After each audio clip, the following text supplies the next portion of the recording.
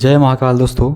आज हम शिव पुराण के इस दूसरे सीरीज में जानेंगे कि जो हमारा पंचाक्षरी मंत्र है, जो पंचाक्षरी मंत्र हम लोग बोलते हैं, जो ओम नमः शिवाय है, इसको सबसे पहले किसने बोला, इसकी उत्पत्ति कैसे हुई। ठीक है, तो हम इसी को आज जानेंगे।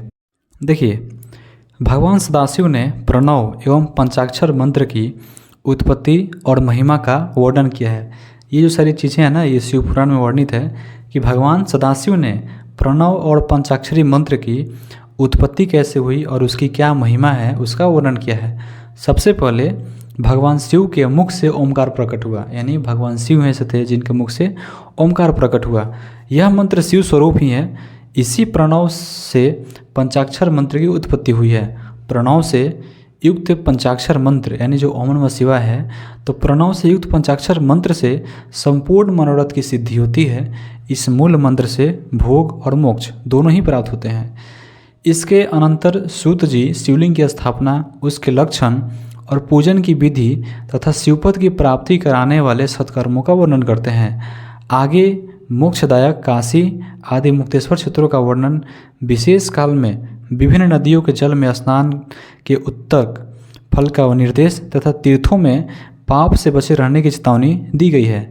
सदाचार, शौचाचार, स्नान, भस्म धारण, संध्या वंदन, प्रणव जप, गायत्री जप, दान, न्यायतः धनोपार्जन तथा अग्निहोत्र आदि की विधि एवं उसकी महिमा का वर्णन हुआ है।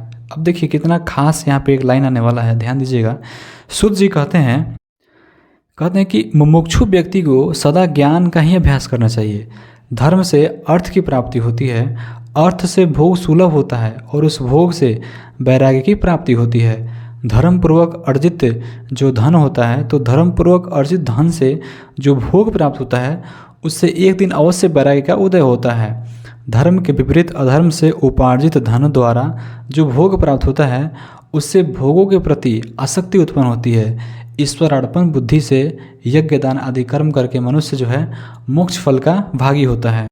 तो ये था हमारा कि ओम नमः शिवाय जो पंचाक्षरी मंत्र है, इसकी उत्पत्ति कैसे हुई और उसकी क्या महिमा है। तो उसको उत्पत्ति में ये बताया गया है कि सबसे पहले ये जो है भगवान शिव के मुख से निकला और ये करने से संपूर्ण मनोरथ की सिद्धि भी होती है और इस मंत्र से भोग और मोक्ष दोनों प्राप्त होते हैं।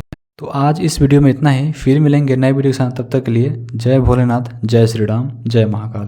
अगर आप शिव जी के भक्त हैं, आपको शिव पुराण जानना है, तो चैनल को सब्सक्राइब जरूर कीजिएगा, क्योंकि हम सारा जो अब कहानी बनाने वाले हैं, सीरीज बनाने वाले हैं, वो शिव पुराण की ही बनेगी। धन्यवाद।